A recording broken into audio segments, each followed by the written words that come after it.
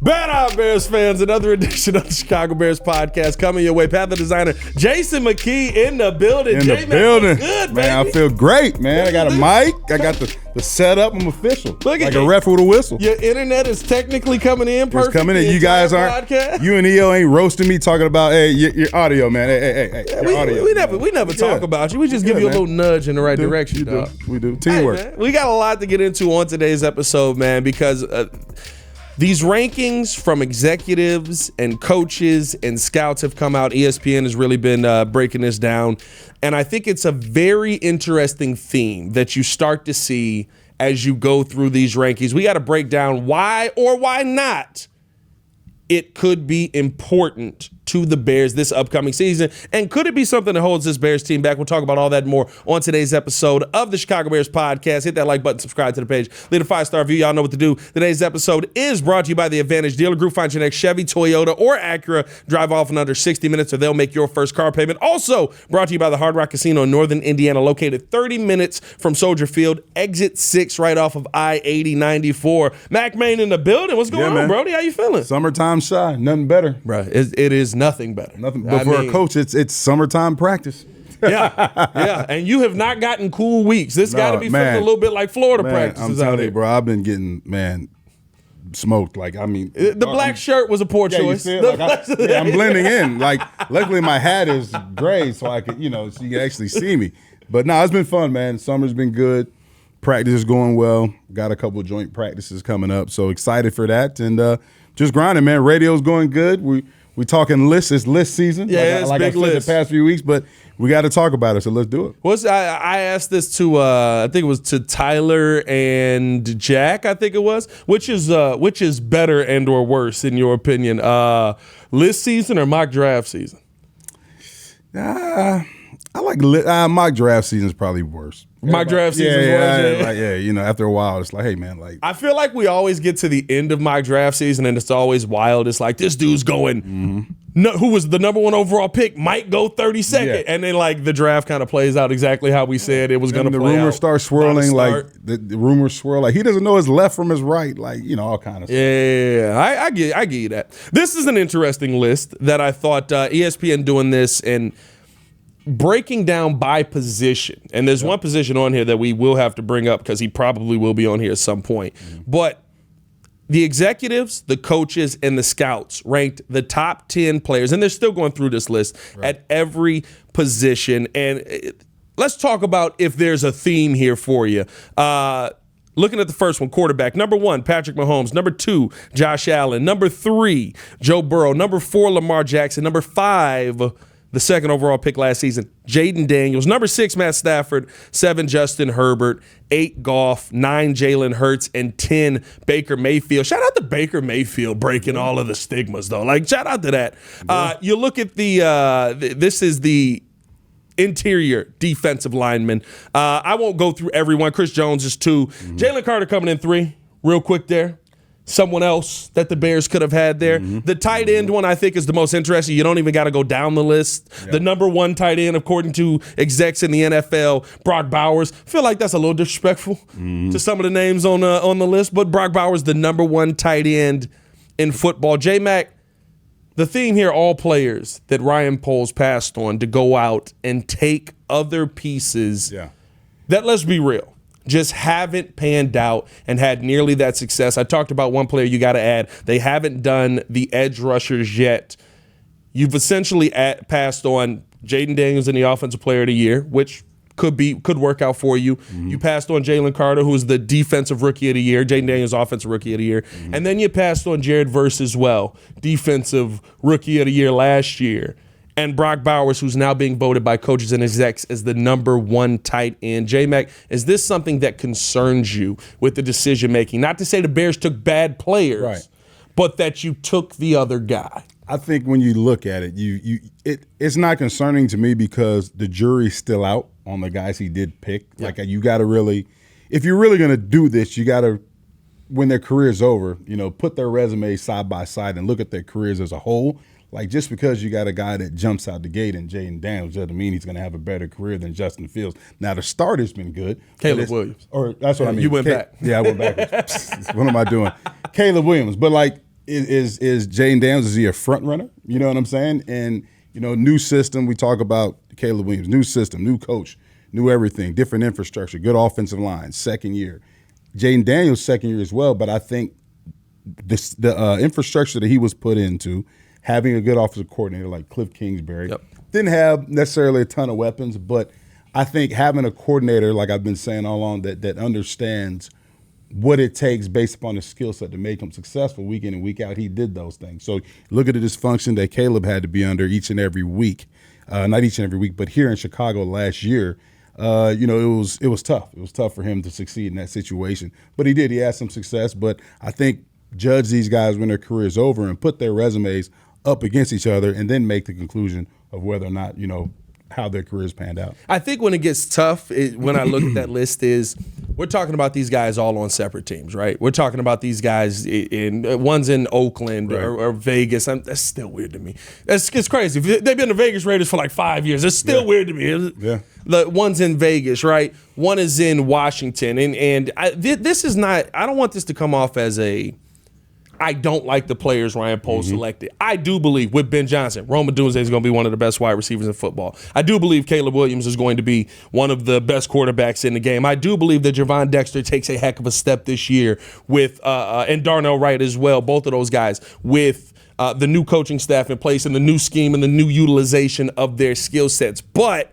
I can tangibly see Jaden Daniels is the Offensive Rookie of the Year. Jared Verse, Defensive Rookie of the Year. Jalen Carter, Super Bowl champion. Big reason with that pressure up front in Patrick Mahomes' face, right? Why they end up winning that Super Bowl. All of those things I can tangibly see. And what makes it tough is these guys are all on different teams. You had the opportunity to get this collection of talent together. That is what makes special teams, and that is where some of the concern comes in.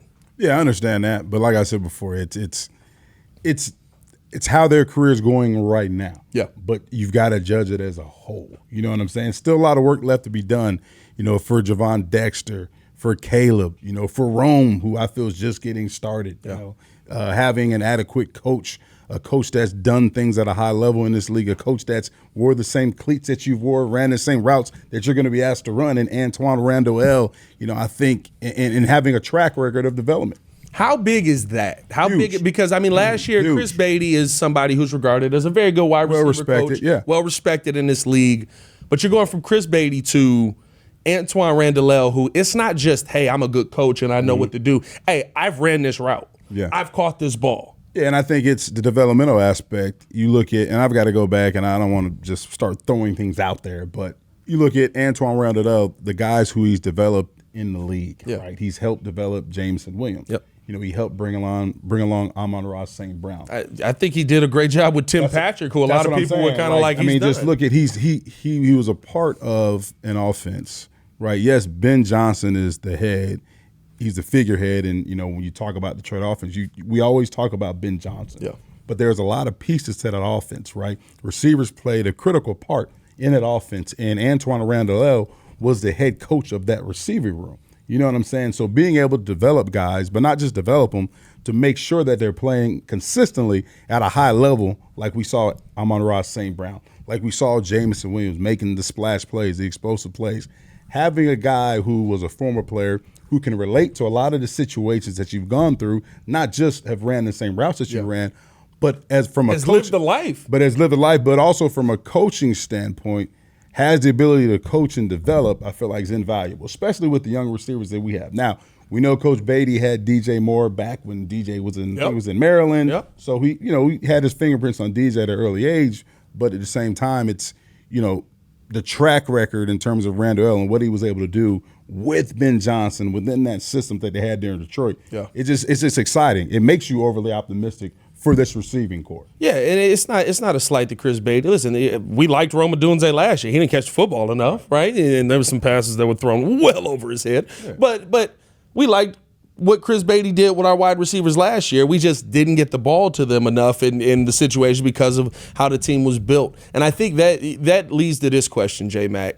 Does this ramp up the pressure on Ryan Poles to have this right? Shea was here yesterday, and he said now with the 5-year deal, the pressure is off of Ryan Poles to get this right, because if you mess up this year, well, you got another season. To me, I think when I see a list like this come out, and I know he's probably not paying attention to this, but like, he knows the players exist in the league, right? So, like, when you see the guys that you passed on for the other names, I mean, if we want to, we could throw a Torrey Taylor in there for Bucky Irving if we really want to, right? And I want to. If we really want to, like, there's this list of players that you look at that you see the talent on.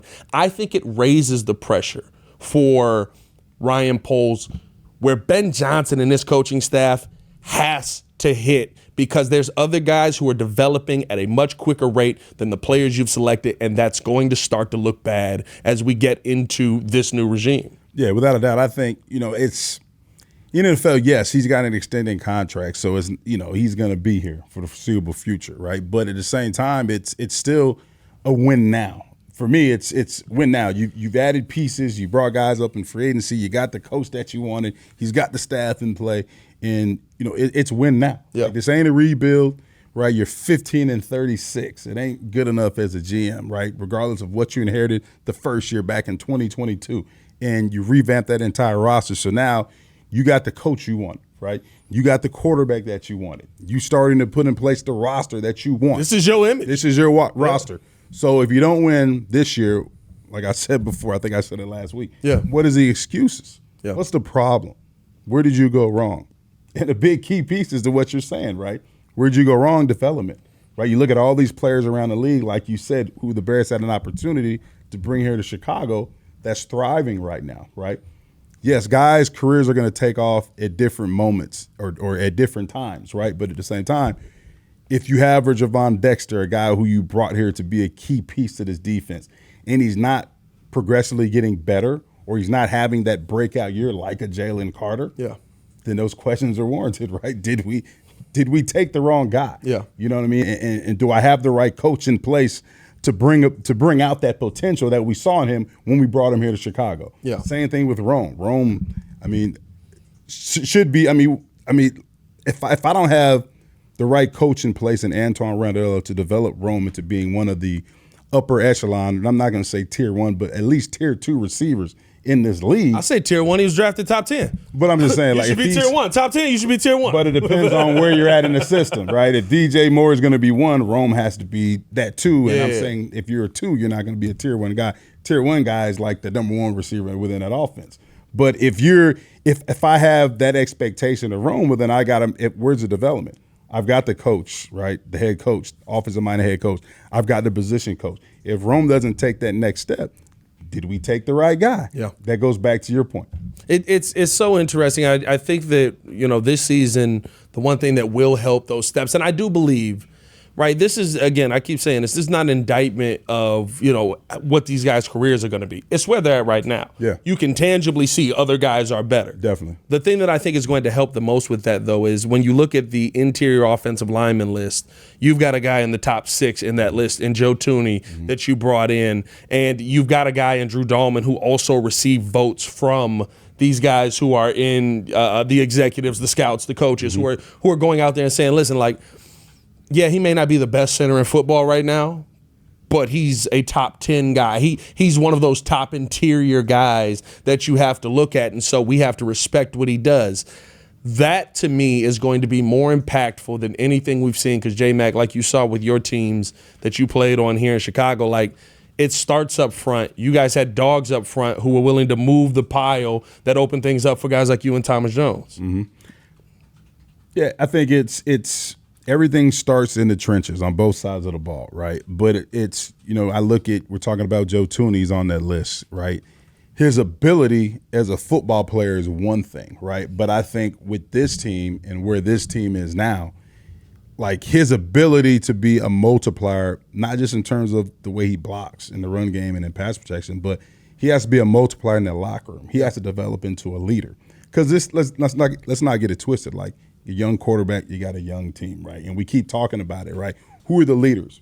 right? Who's going to take that and run with it? And when things need to be corrected or something needs to be said, when somebody speaks, who's going to be that voice that everybody's going to listen to? Something that we didn't see a lot here in the past, right? When things were as bad as they were last year, right? And we weren't in that locker room, but who was the voice of reason? Who was the leader to get things back on track? Mercedes Lewis.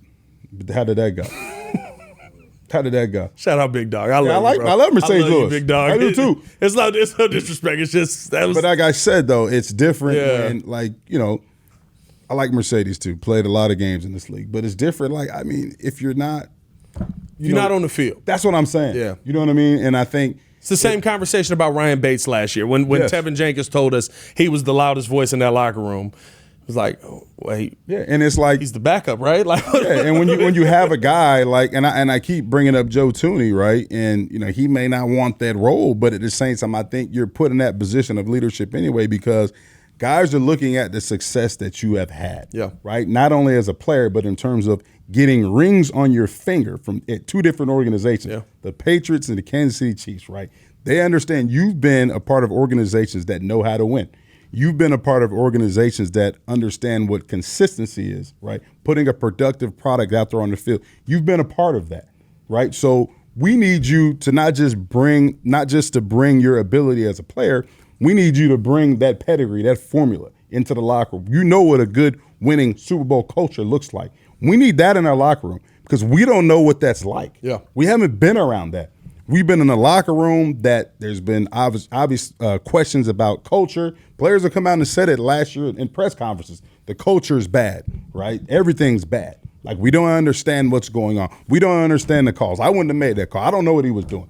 Nothing but still dysfunction. Crazy to me. Nothing but dysfunction. That's still crazy to me. And I've never, you know. It literally was just like, I wouldn't have gave that 15 yards. That's what I'm saying. Up. And like, but we need somebody to come here and not just to bring stability. We need somebody that's going to come in here and not to just be, you know, we don't need stability. You know, we need a multiplier. Yeah. We need somebody that's going to. You don't just need to stabilize the ship. You need to ship. We need somebody that's direction. going to enforce a culture each and every day. Yeah. Right. We need somebody that sees when that culture is slipping, that can go over there and it can galvanize everybody together and say, hey guys, this practice wasn't good enough. We're gonna line up and run this thing again. Right. Not just the coach. We see Ben Johnson reset the huddle numerous amount of times on the offensive side of the ball, right? But who are the guys in this locker room that when the coaches are not going to step up, or when the coaches aren't in the locker room, when they see things are starting to slip, they see guys starting to cut corners, they see guys not watching the film, they see guys, you know, not lifting the maximum amount of reps in the weight room. Who's going to be that voice to say, guys, you know what, this thing is slipping. This is not how we're going to win games. We talked about this. Does that not have to be Caleb Williams this season? I think listen, there's certain players that, of course, everybody's going to play for and stuff like that. But we talked about it on the radio last week, the Patriot way, right? Mm-hmm. The Patriot way was really the Tom Brady way. Yes, Bill put the plan in place and got all this stuff together. But many players have come out since then and said, we worked for Bill. Yeah. We played for Tom. Yeah.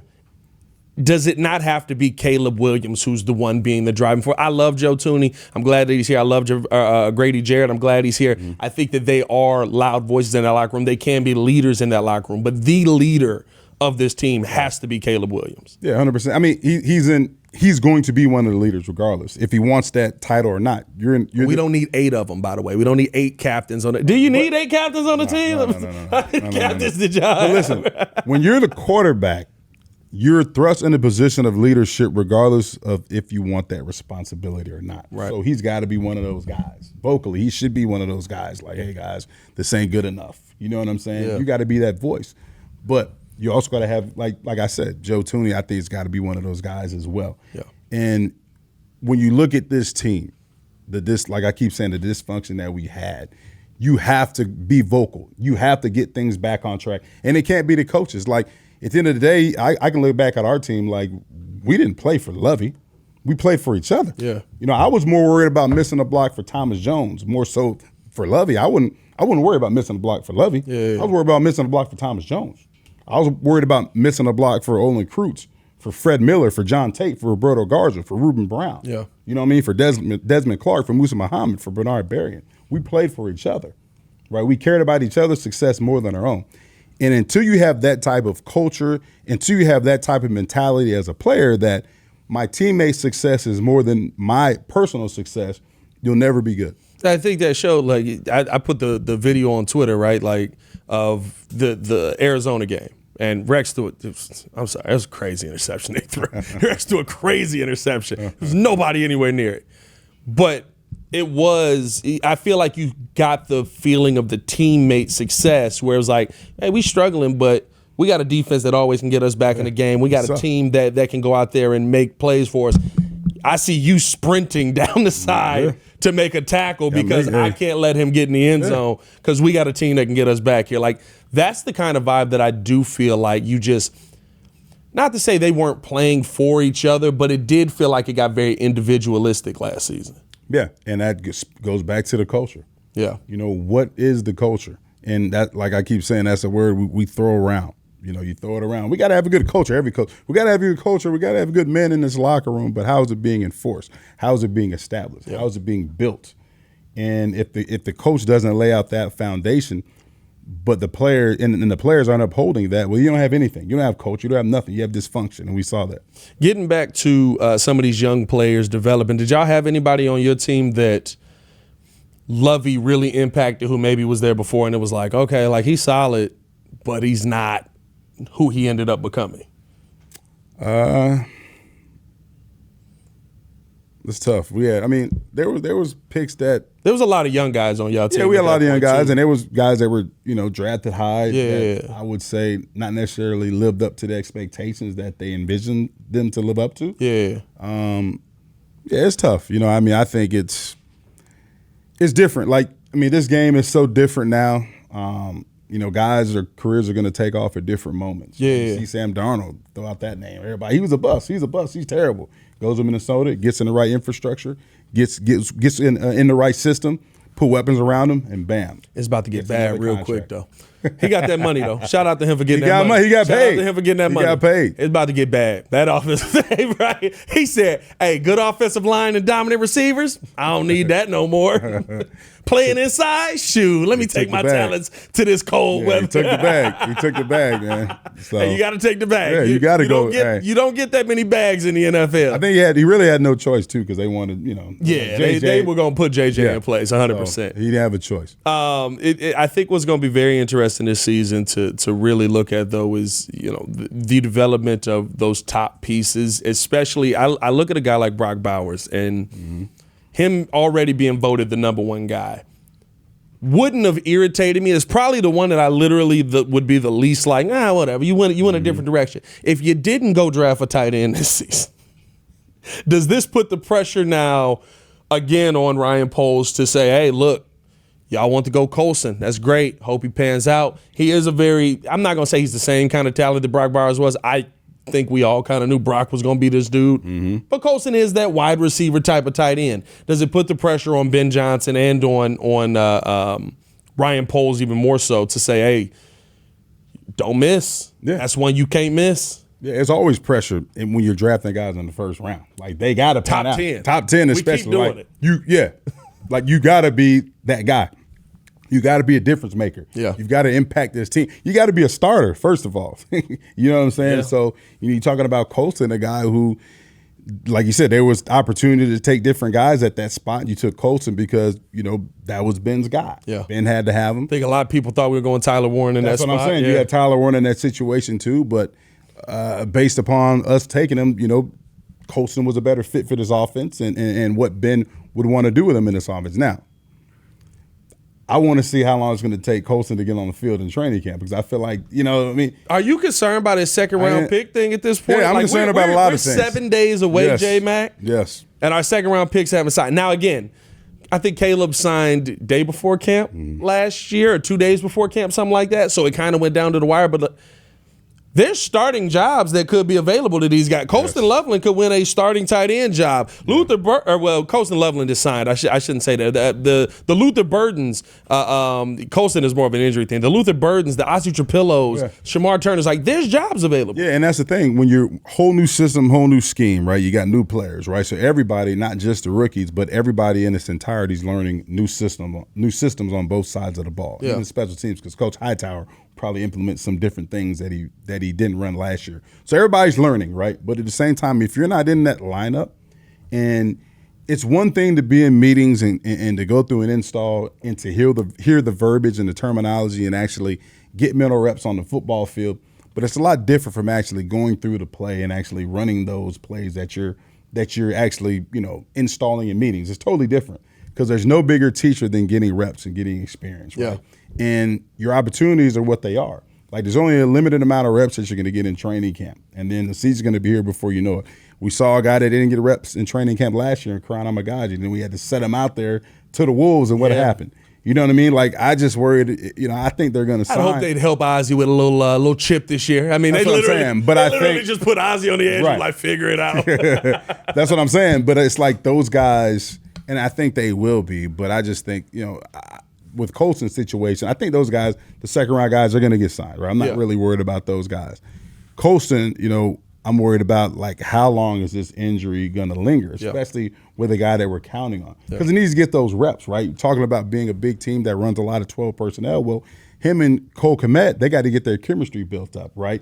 And, we actually got to see what Colston can do, or I would like to see how Ben plans on using Colston in 12 personnel, or not even 12 personnel, but the offense in its entirety. Yeah. So, I mean, like I said before, there's only a limited amount of reps, right? We know these guys may not get a lot of time in especially now. It's not like back in the day, especially joint practices, because that's a great opportunity for these guys to go up against NFL competition, right?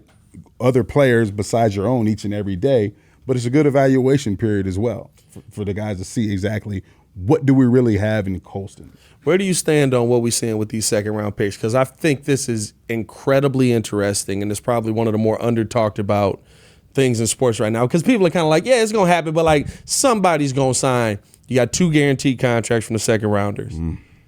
30 second-rounders still unsigned. We got our first holdout yesterday from the Chargers, second-rounder. This is, to me, is a horrible situation to put these young kids in. But I get it from the agent's perspective of, hey, you gave them fully guaranteed my guy. I get it from the owner's perspective of, we're not resetting the entire precedent of sports so that you can make your client feel good and we can make this happen. Where do you stand on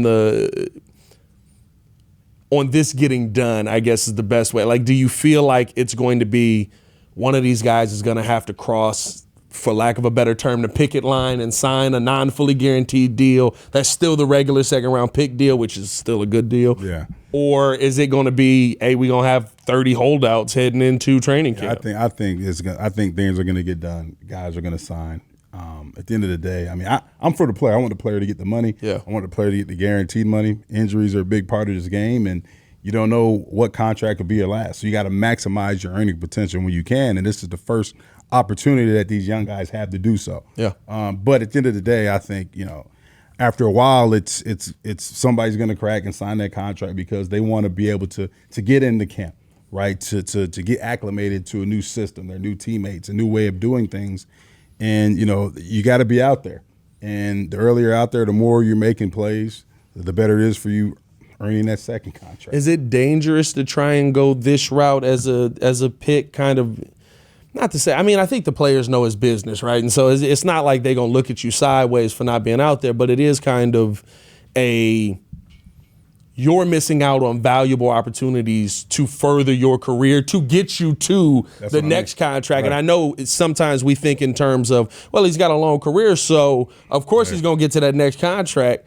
He may not get that opportunity because I look at the Bears situation, right? Olamide Zaccheaus ain't no pushover. Right. Luther Burden got to win that job. Right. At left tackle, Ozzie Trapillo may never get the opportunity to take that job if Braxton Jones comes out and balls out, or if Karanamagaji is exactly what Ryan Poles thought he was last season. Yeah, and like you're saying, it's a catch-22 because you got to be out there to compete for a spot. But also, these guys are looking at that guaranteed money, and you're looking at injury concerns. Well, if I get hurt, what am I actually getting? What am I guaranteed? How much money am I actually going to, earn? Yeah. And I think that's where the biggest discrepancy is, because injuries is a part of this game, right? We've seen guys' careers end, right, on the football field quickly. Yeah. And, it's tough. So, but I think at the end of the day, guys are going to crack and actually sign their contracts and get into camp because they know they've got to be there in order to compete like we're talking about and be out there and be productive so that way they have an opportunity to get to that second contract. It's so tough. And I know a lot of people look at it and it's like, they're millionaires. I don't care about it. I feel bad for the young kids because it's on one side you want to help your team. On the other side, you don't want to screw over your brother who's trying to get the guaranteed money. But there is kind of that moment that it comes to what's best for me or what's best for self. I expect somebody to cross, and I hope it's not like, he the one that messed up our money because he didn't want to stand strong. That's how it always is, though. You know what I mean? Like, guys do it for different reasons. Guys like, you know what? I'm a baller, so I'm going to go out here and produce anyway. Yeah. This contract's what it is. I'm going to get them back on the second one. Yeah. I mean, that's the mentality that some of these guys are going to have. We'll see. We'll see what ends up happening. Let's finish it out with this, J-Mac. Appreciate y'all for rocking with us as always. Let us know how you guys feel in the comments below. Do you feel like there's a ton of pressure here on Ryan Poles for these young boys to develop real quick this season? I want to finish it out with this. Of course, our Dogs of the week. J-Mac, I don't know if you saw this yesterday, but I got to go with it. This is kind of a good dog, bad dog. It's bad for me because I'm a Bulls fan. Mm-hmm. It's good for... I guess seeing it as a dog, Mr. Furphy. I saw that. Oh my God, what he did to Noah Essengay yesterday. Man. As a Bulls fan, listen, Noah, you got to become a Hall of Famer now. Go out there, use it as fuel, dominate, take it. And here's the great. Noah had a great game, 21 points, very efficient, finished well around the rim, shot the 3-ball solid. Right. All that to get posterized. But, oh, my God, J-Mac. All that to get posterized. Here's the thing. You know how sometimes the picture is worse than the dunk? The picture was terrible. The picture was terrible. Why? The dunk was also equally horrible. I mean, like, it's a Vince Carter. But did you see, they paused that picture and his eyes were like rolled back? And did you see that? I don't know if he was yelling at his eyes are rolled back. No, I don't get why was his eyes rolled back? I don't know if he didn't want to see the dunk. No, I don't know if he was yelling at Modest because technically. Modest Buzelis is the one that screwed him over. I don't care what. Because he was at the top, and you got to play your man. I don't care what he was doing or what he was supposed to be doing, but when you pause that clip and he's getting dunked on in his eyes, I'm like, man, we need to put that picture in post. I ain't gonna lie. We need to put that picture in post. That was crazy. That may be the worst, one of the worst dunks I've seen in a while. That is my dog of the week. What was his first name? I know his last name is Furphy because I was sitting there and I was like, that kind of adds insult to injury. Getting dunked on by a dude with the last name. Right there. Look at that. Johnny Furphy. Oh my God. That was unbelievable. That was insane. Who's your dog of the week, I'm like, J-Mac? mine is going to be, I watched some of the home run derby last night. Okay. And I thought it was awesome that Cal Raleigh, his brother, his dad was pitching for him. I thought that was a good moment. Yeah. And he actually won the home run derby. So, I thought that was a great moment for that family. And I give it to Dad. Dad's definitely the dog of the week. I mean, I don't know how many pitches he threw, man. He probably. You got to think in a lifetime, though. He's probably used to throwing BP to him, though. True. But to do it on that big stage. So much pressure. Everybody's to do it on that watching. big stage. If you screw up the pitch, he's not going to get it. That's what I'm saying. Like the whole family. And then the younger brother, hyping him up, hey, good hat right there. You got it. Take your time. Coaching him up. And then you see at the end of the game, right there at a press conference, and his brother came over. And not a press conference, but he's talking to the media after the game. And they're like, so what does your brother get? And the brother, he went there. He's like, a car would be nice. A car. Cal was like, what do you want? Cal was like, what do you want? And he's like, a car would be nice. Because he's only 15. I think he's 15. So he's like, a car would be nice. Yeah. Car would be nice. That's where you messed up. Got to get him the car, Cal. Hey, see, but he left it too open. Yeah, he asked him what did he want. I can get you a car. He asked him what did he want. Hey, you can get this. You can get this fresh off of the lot. Go ahead and get him that car. Used 2002. Nah, get him the brand Buick new boy. Park Avenue. Hook him up, Cal. Hook him up, man. No, that's dope, man. I ain't gonna lie. I have finally gotten to a point where I didn't tap into a single second of the home run derby last night. I had stuff going on with the kids. The only reason I remembered it was on because the whole Waddle segment with Peggy yesterday talking about pants off, watching the home run derby with your pants off. If y'all haven't seen that, please Go on ESPN Chicago and watch that after this. It was a phenomenal segment. I actually tuned in on accident. I'm not gonna lie. Did you? Did you? I was coming home from practice. You get home, you sit down, you turn the TV on. It was on. Yeah. The home run derby's on. Derby's on. Like I didn't know it was on. It's so weird. The things I remember that being one of the biggest events you could ever see every year, especially when like McGuire and Sosa and all of them was in it. It was can't miss TV, and now it's like. I don't know. Is that a Stars thing? We got EO off. Is it the Stars aren't hitting in it, or is it? They might just be tired. I don't know. They changed the format. The format's crazy. I mean, guys were calling like it was a lot. It was like was it 30 pitches? 27 pitches. Yeah. Guys were taking timeouts. I mean, it was crazy. I like the timeout thing because it was like back in the day. It was just like you were just gassed. Like sometimes it was like he's clearly the better home run hitter. But the pace was slower back then though. You actually could like just the home take run. your time. You know what I mean? Like is there they were rushing. It's like they were rushing guys. I think it's the lack of stars. You're right. Is it star power like the All-Star game dunk contest? Not doing it. Yeah. Why am I tapping in? LeBron's not doing the dunk competition. Yeah. The format was a little weird. It's so weird. It's like definitely weird. These things that like were so pivotal when I was growing up, and it was like I didn't miss a home run derby, and then one day I was just like, yeah, I don't really. You know what it was? The one that ended it for me didn't your main Mercedes do it?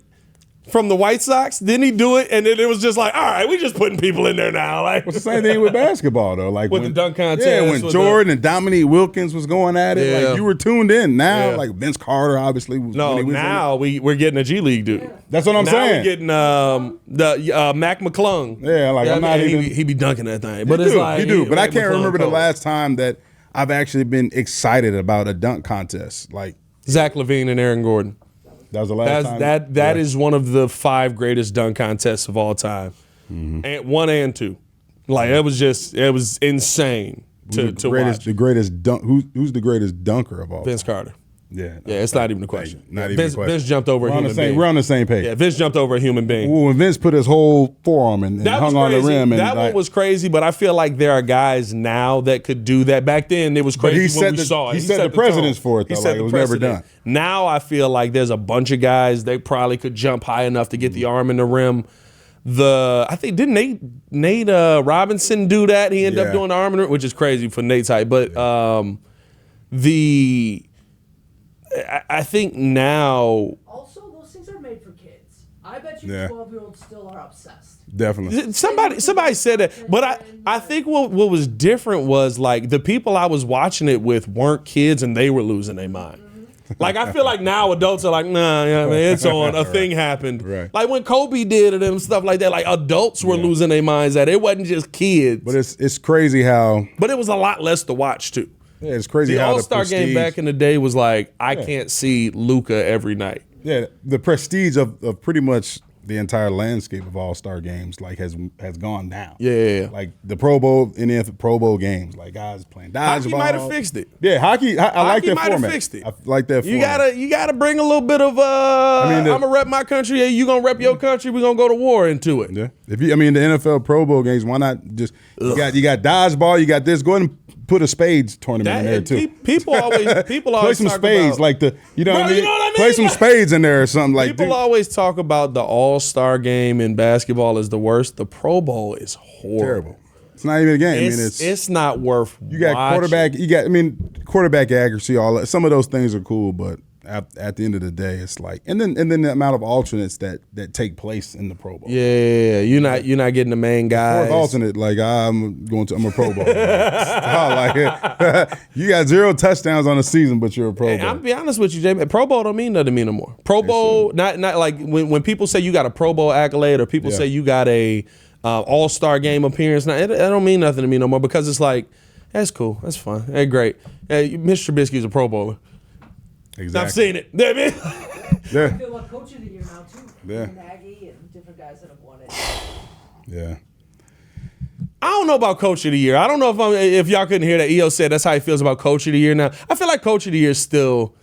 That's tough. That's a tougher one. Let us know in the comments on that one. Like, I do agree with you though. Nagy's won it because the people that have won it. So there's a bunch of people that have won it. I think NBA you could say that with that. There's a bunch of people that have won it that like end up being bad coaches and end up getting fired. Yeah. And we've kind of seen that over the last probably last 7-8 years.